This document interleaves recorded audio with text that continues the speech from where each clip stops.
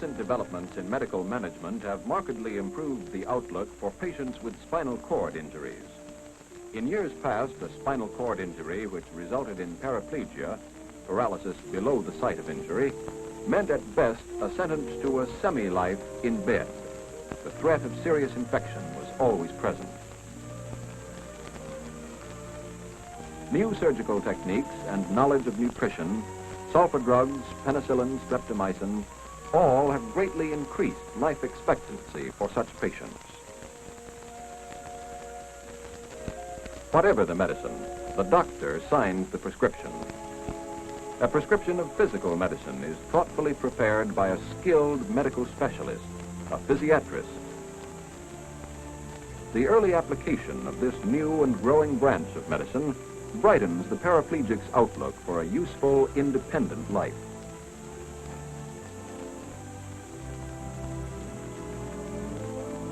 Footboards or splints judiciously prescribed and applied during early hospitalization help to prevent contractures. A knee joint locked in flexion or an ankle stiffly extended may seriously delay the fitting of braces and prevent maximum rehabilitation. Even though lower limbs are completely paralyzed, contractures must be prevented if long leg braces are to be worn. Passive exercise of the affected extremities helps to maintain this so important range of joint motion. To maintain range is much easier than to overcome deformities, which result when such exercise is neglected. Mild heat and gentle massage increase circulation, nutrition of tissues, and help to maintain muscle tone in the affected parts. Heat and massage are prescribed with caution for the paraplegic because of impaired sensation and spasticity. Special apparatus, such as the Hubbard tank, provides hydrotherapy for those cases where contractures have already developed. After aptitude tests, coordination and dexterity in fine movements are developed through carefully prescribed occupational therapy. Ultraviolet light is administered for general tonic purposes and specifically to assist the healing of decubitus ulcers. Dynamic physical reconditioning activities, individually prescribed, prevent deconditioning, maintain muscle strength and tone, and prepare the patient for crutch walking and other functional activities which constitute the highest degree of paraplegic independence. Yes, modern medicine can do much to aid such patients.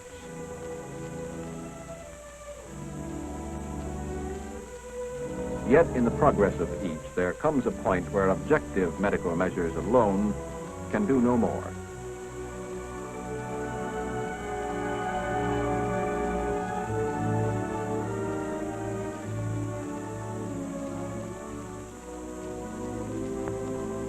At this point, the neurosurgeon, urologist, orthopedist, and all others serving the patient medically must cooperate with deep understanding and free imagination to enlist the patient's whole being in the grim struggle to free a personality of the crushing weight of useless limbs.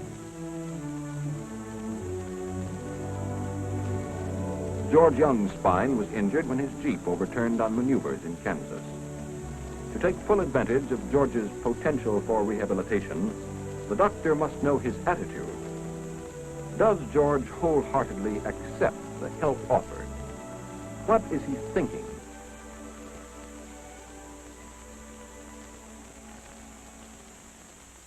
God grant us the serenity to accept the things we cannot change, courage to change the things we can, and wisdom to know the difference.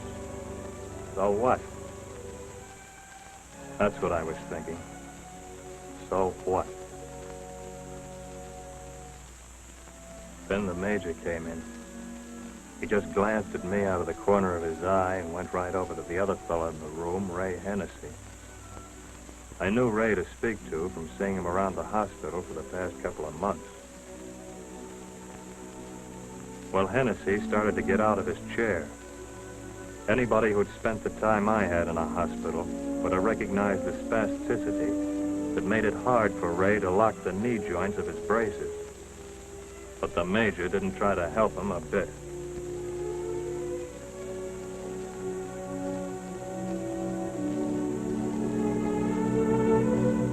Watching him shift his weight and seeing the power of the heave that put him on his feet was to me like watching a high jumper clear a 7-foot bar. And I probably wouldn't even have bothered to look at him if my head hadn't been turned that way.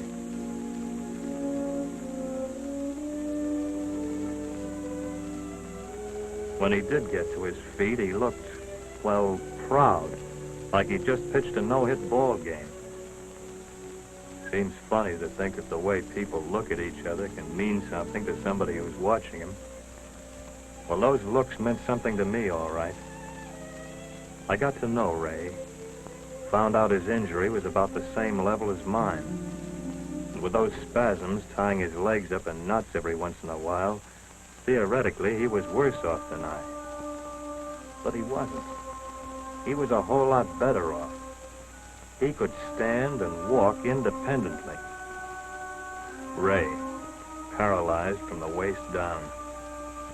Ray, a man with the serenity to accept what he couldn't change, the courage to change what he could. Wisdom to know the difference? Well, that's the doctor's job.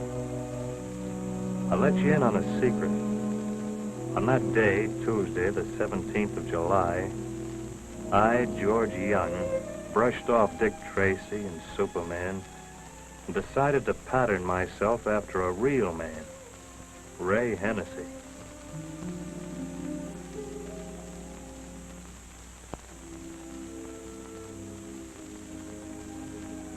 The very next day, funny thing, maybe the Major could explain how it happened, I was transferred to the same ward as Ray. The bed right next to him, as a matter of fact.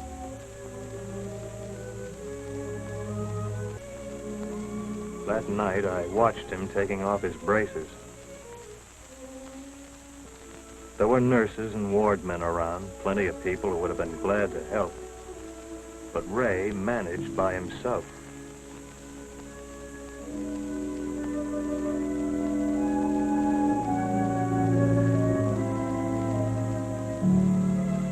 Long leg braces.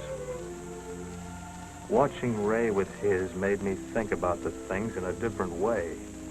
Instead of being, well, almost afraid of them, I began wanting them. They became a sort of a symbol of getting out of bed.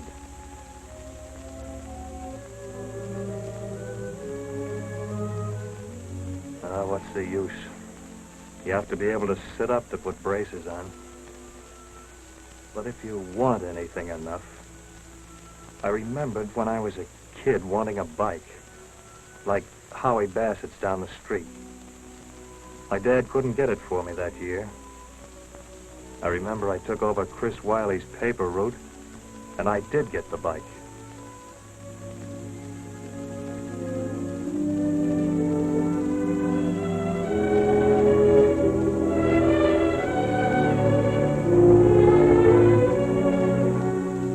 Did get what I wanted on my own. On my own.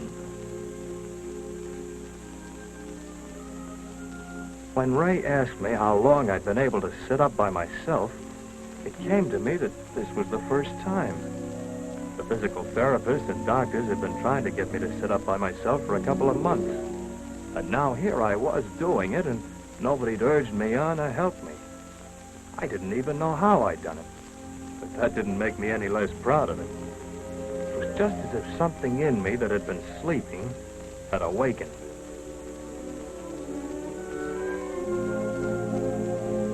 Being awake inside somehow made it easier for me to go to sleep. I dozed off like a kitten that night for the first time in, I hate to say how long. And I dreamed about being back at my old job at the plant.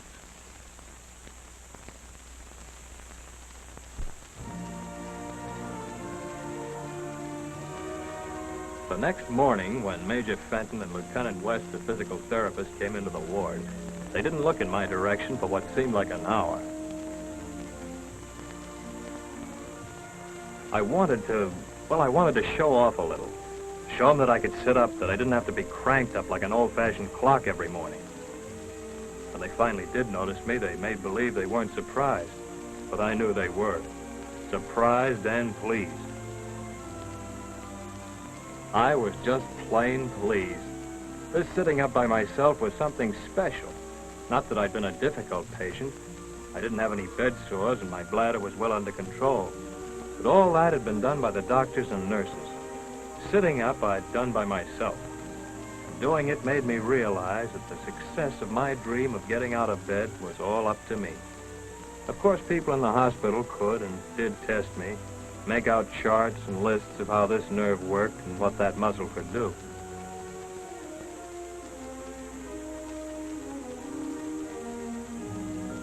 I really put out during the muscle test Lieutenant West gave me that day. I didn't want any deformities or weaknesses to show up that'd make me less able to walk than Ray. During the test, she told me that I didn't have any serious limitations of joint motion, but that I was stiff, and many of my good muscles needed to be either stretched or strengthened to be of real use in getting out of bed. By then, that idea of getting out of bed was strong in my mind. So before the major left the ward, I called him back and put it right up to him. Major, when am I going to get out of this bed? He didn't answer. He just looked at me and threw the problem right back in my lap.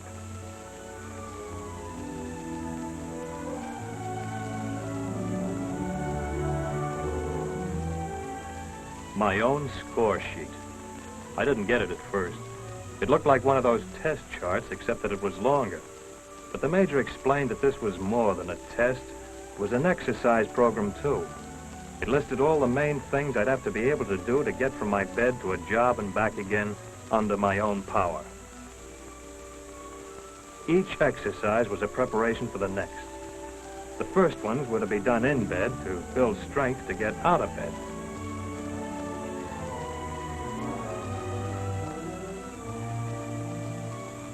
I tried number 1, but now this wasn't just exercise for exercise's sake.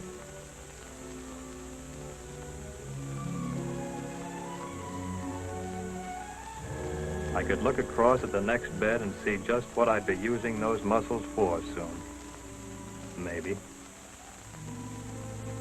Being there with Ray, seeing how well he managed, looking at the chart made me realize that a lot of little things can add up to something big and important.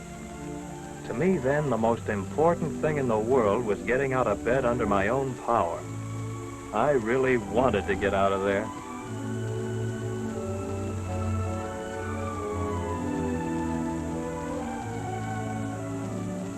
I didn't know where Ray was going, maybe just to the PX for a tube of toothpaste. But wherever it was, that's where I wanted to go, too.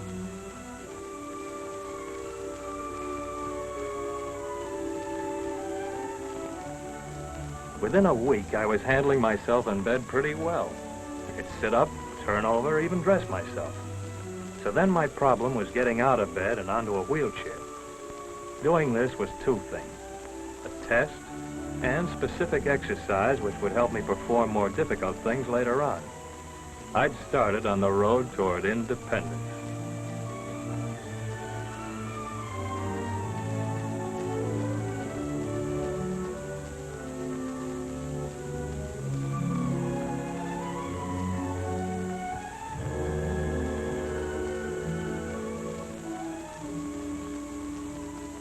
When I filled in the little square on my own score sheet, I was so excited I nearly poked a hole in the paper. Being able to get into the wheelchair under my own power made possible another exercise.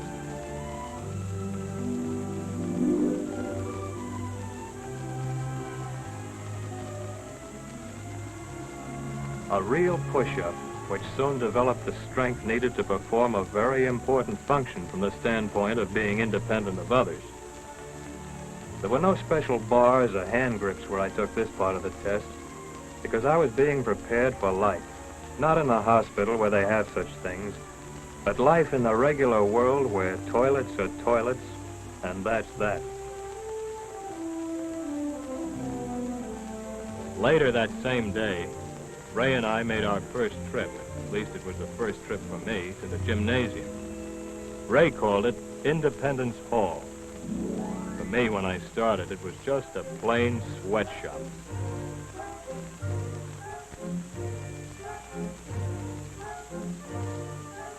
Just because a fellow isn't strong enough to lift himself out of a wheelchair to the floor in one fell swoop, there's no reason he can't get from chair to floor by himself. Well, not exactly by himself the first time. Ray helped with advice, and some of the other fellows had helped set up the stools to make the ramp. Doing it that way, you actually do get out under your own power. There's satisfaction in that.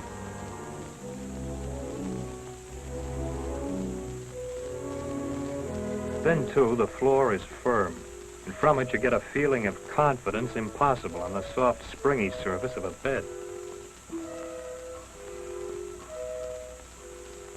Sitting up without, or practically without, abdominal muscles is quite a trick.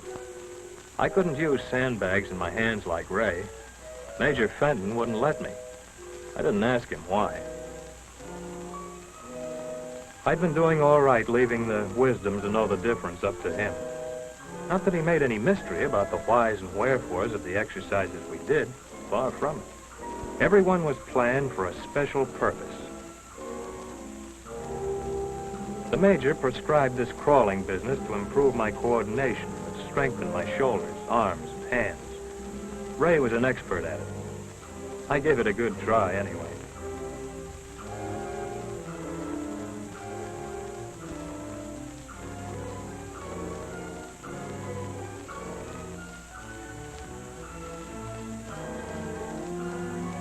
They call this the walking on the hands sideways exercise. And there's no doubt about it, it's walking on the hands sideways, and it's exercise. They claim that it brings into play the same muscles that are used in getting from the wheelchair to a toilet seat. Shorties were the first crutches I was allowed to try. Ray said they'd been a big help to him in developing control and a feeling of confidence.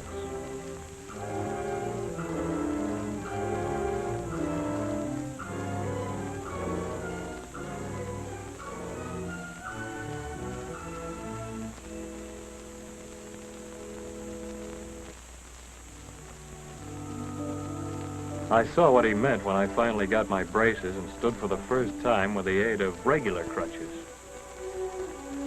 Boy, you need a feeling of confidence. That floor looked a mile away. A mile away. So before I tried walking with it that distance from me, I got right down on the mat and practiced walking flat on my back with a wall for a floor. Got the hang of the thing, sort of got acquainted with the crutches and strengthened muscles at the same time.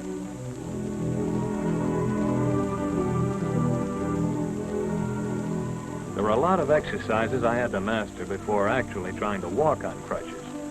Parallel bars are much more stable. I learned something about posture and got a feeling of balance. Balance for a fellow with my kind of injury is difficult. About the same as an uninjured man balancing on a pair of very high stilts. With the solid bars for support, I practiced the actual gait I'd later be using with the crutches.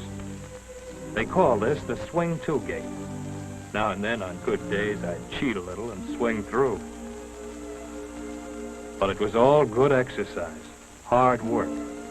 So hard that I don't believe I could have done it if I hadn't had the idea of being independent always with me. Parallel bars are all right in their place. Crutches might be called independent, portable parallel bars. My first step with the crutches wasn't a step at all. Lieutenant West taught me to shift my weight from crutch to crutch.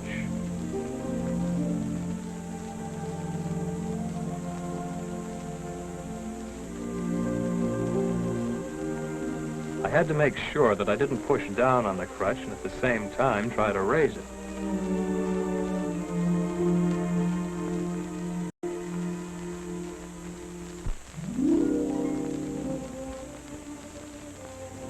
When I first tried lifting my body from the floor, I saw how the gym workouts had developed my crutch walking muscles. I could lift my body nearly as far as Ray. so I was ready to try the first actual gait.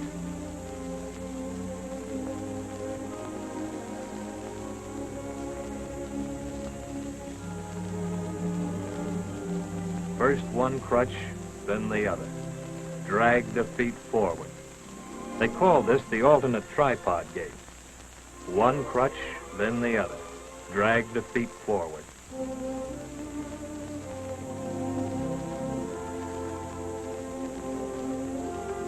When I learned to move both crutches at once, do the simultaneous tripod, I made more speed. But I still couldn't honestly fill in that item 41 on my own score sheet.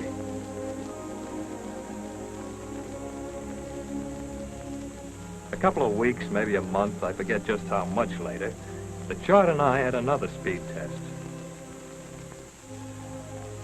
Ray was the official timekeeper. By then, I'd mastered the swing-to method of walking.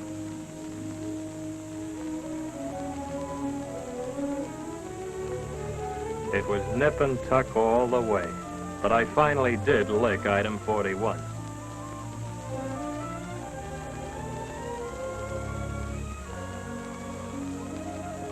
Then I knew it wouldn't be long before I'd be swinging through just like Ray.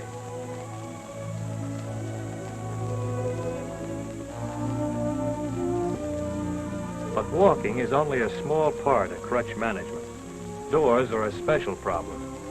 I knew how to manage them, but had fallen into the bad habit of letting people help me too much. Lieutenant West was all for letting George do George's own work. So right then and there, she set out to stage a little practice class for me.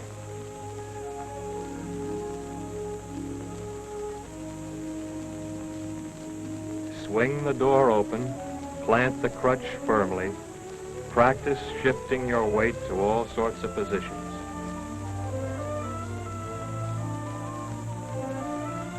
Practice balance till you get the habit. And I practiced.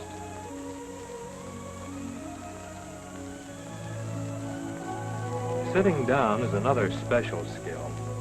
The approach and stance, the shift of weight, all are important. The way the hands grip the chair varies with the patient and with the chair. I had all kinds to try. Every sort of chair I might meet up with out in the world. The world. What would it be like?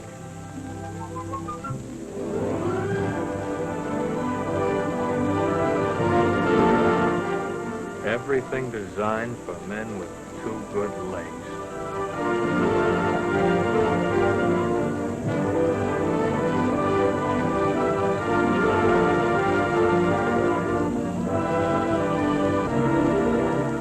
Wisdom to know the difference.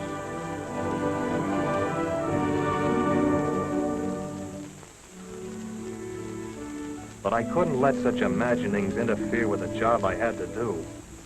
Major Fenton didn't leave me much time for idle dreaming. He kept me working on that practical dream of independence. Stairs, he said, you can climb them, fella. And I kept at it until I could.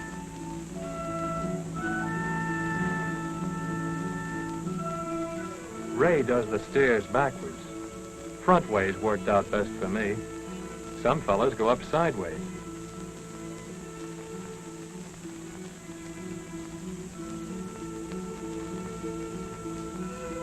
Bus steps had to be mastered, even though I wasn't intending to be any bus commuter when I got out into the world.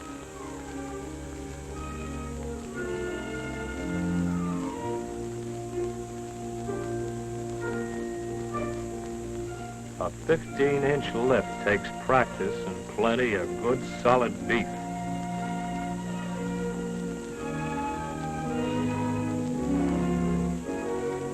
Traffic lights.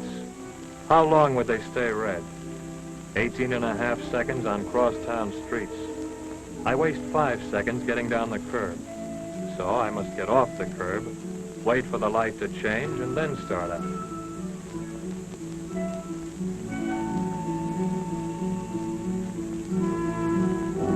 How wide are city streets? 48 feet from curb to curb, crosstown. Can I make 48 feet in 18.5 seconds? I must be able to in an emergency. Not that I expect to buck heavy traffic as a regular thing, but I know I can. With Ray, 18 and a half seconds might just possibly have gotten stretched to 19 or maybe 20. But with the Major, 18 and a half was exactly 18 and 1/2. The best piece of equipment in the gym was the one and only post-war Dream Chariot. Shatterproof, glassless windows, no wheel brakes. That car had everything. Seriously, it was a dream car to me, because I knew that an automobile was the real answer to my transportation problems.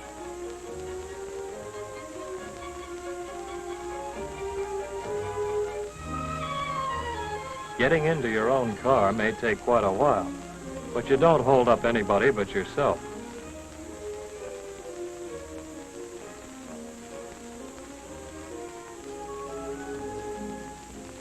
Yes, a car can help a lot on that road toward independence.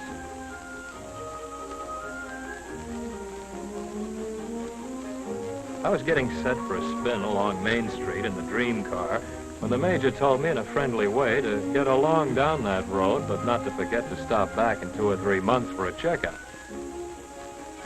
I didn't forget. Now I have a real car. Once back at the wheel with the aid of a few simple gadgets, I get along with the best of them, especially when I'm on my way to work. That's right. I have a job. Been at it for over 2 months. Tests the employment counselor at the hospital gave me proved I was good at figures, so they steered me to a spot where I just fit. The hardest work, that is the hardest physical labor I do all day, is getting out of the car in the parking lot. They fixed up a place for me to park right near the rear gate, but that's the only special arrangement. For the rest of it, I'm strictly on my own. No, they didn't make me a boy executive with 7 telephones, but Miss Neely from the next office has a breezy line that helps pass the time. The main thing, the boss told me, is be there at the desk when you need it. For me, that's easy.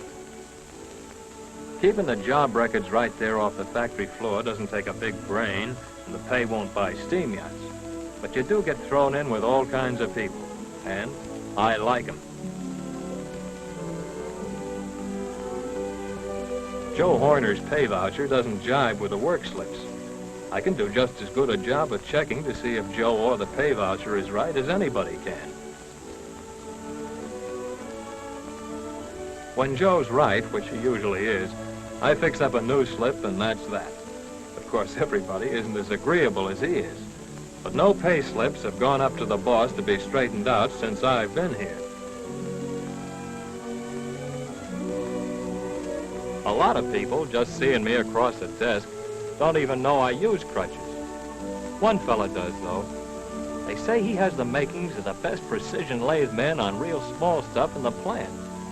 He works on all special jobs.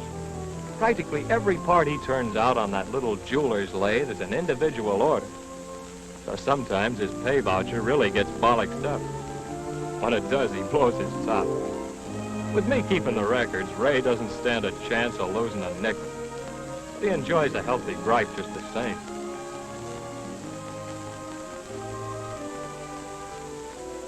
It costs me half a day's pay to have a motto from the wall of a certain medical major's office printed on some little cards. But it's worth it to see Ray cool off. We both still know how to smile. We're doing all right.